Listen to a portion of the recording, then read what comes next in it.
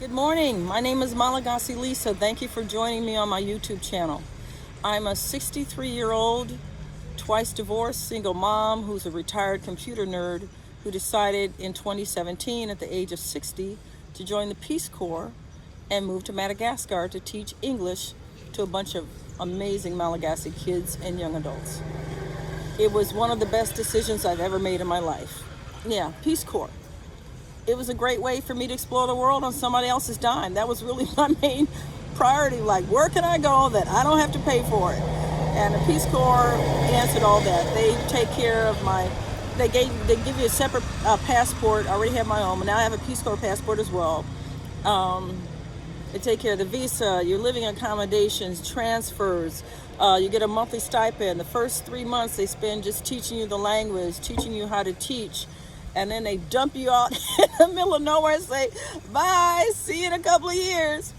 And it's a great adventure. I highly recommend it. There's no age limit. When I was serving, the oldest volunteer at the time was 87. She wasn't in Madagascar, she was in another country. But the oldest ever serving Peace Corps volunteer was 95 years old. So as long as, one, you have some kind of bachelor's degree in anything, two, you're in relatively good health, and three, you got a good background check, you can join Peace Corps. Well, you can apply for Peace Corps. And the great thing about Peace Corps now is that they allow you to choose where you want to go. Back in the day, they just send you wherever and you were just stuck. But now they say, you can say, Peace Corps, just send me wherever.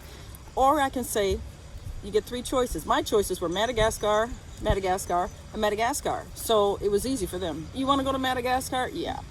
And the reason I chose Madagascar is because my grandfather's grandfather's grandfather, William Lee, was Malagasy. Let me explain the terms. Madagascar is the country, Malagasy is the language, and Malagasy are the people. So the Malagasy people speak Malagasy in Madagascar, okay? So I was always curious about Africa. Well, not always.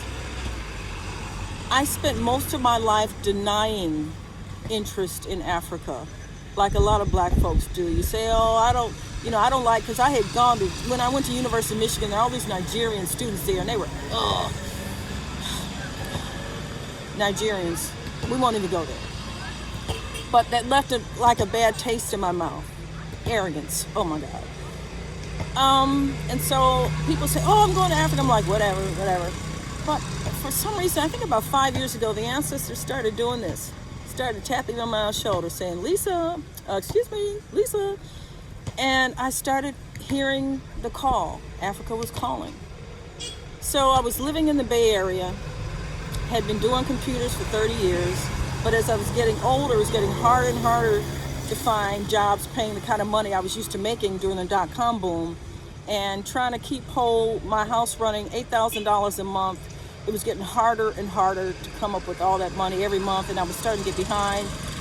And then I got married to my childhood sweetheart, and that was interesting. I ended up in bankruptcy behind that. Settled with so much of his debt, but that's okay. Got him out of my system, and I didn't realize just how strong I was until I had to deal with all that. But when all that was going on, I kept thinking, I'm just tired of having to fight. I want to live a simpler life. So I decided to sell my house in Oakland Hills, which I knew would be a one-way ticket because the way the housing prices were at the time, there'd be no way I could ever afford to buy anything there again. And I didn't want to live in the U.S. anymore.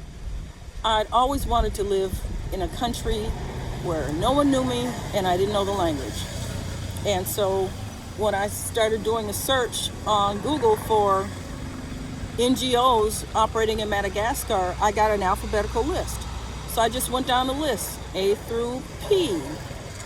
And everything up to that point were basically what we call, not medical tourism, volunteer tourism, where you can say, well, I'll volunteer in an orphanage for 3 weeks, and you have to pay like $1,000 or $2,000 to go to an orphanage to volunteer. And that's a really terrible thing to do because these kids start getting attached to you and then you're gone and they never see you again. And then here more people come in. You're not doing anybody any good that way. So I totally do not recommend those organizations. And then I got to P, and here's Peace Corps, and I'm like, oh my God. I had been dreaming of joining the Peace Corps ever since I was 8 years old. When I saw the first Peace Corps commercial in 1964, I remember seeing this black man standing there digging a well or something out in the middle of nowhere, and I'm like, that's what I want to do. So I applied for Peace Corps. And as soon as I applied, I started telling everybody I joined the Peace Corps. I hadn't even gotten a response that they'd even received my application.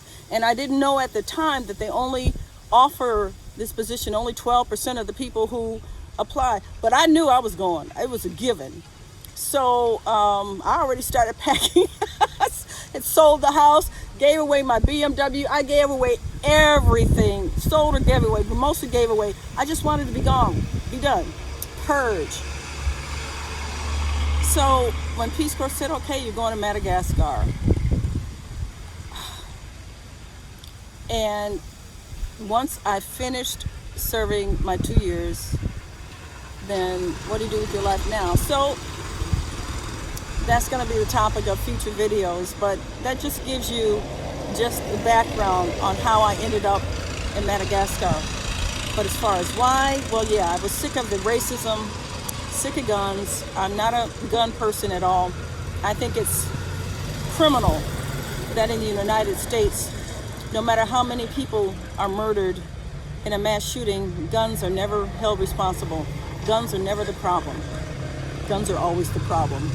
And Americans and their unnatural fetish with guns was another reason that I left. So I've come to a country now where my brown skin is a bonus.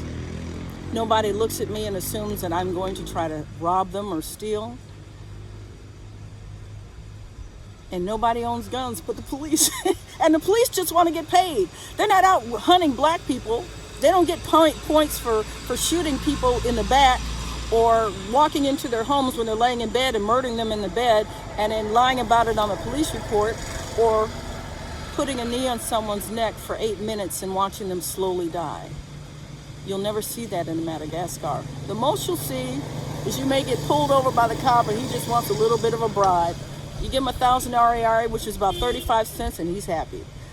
That's the way it is. I wish it was like, can you imagine how it would be in the United States if the police just want to get paid? They didn't want to kill anybody. They just want to get paid. $1 here, $2 there, and we're happy. You know, people would probably get more upset about that than they are about the police hunting black folks, which speaks volumes about the state of the United States. So I'm extremely happy here. I'm going to take you around Mazanga and take you around Madagascar and show you why I think Madagascar is the place where magic was born. Thanks for coming along on the journey, and we're getting ready to see a whole lot of great stuff. Bye.